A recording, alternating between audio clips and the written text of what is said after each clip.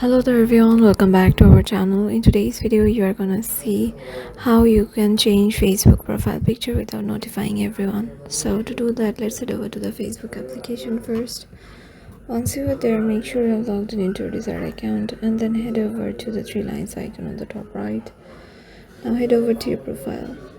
Now go to your profile picture. Now go to choose profile picture and select a picture.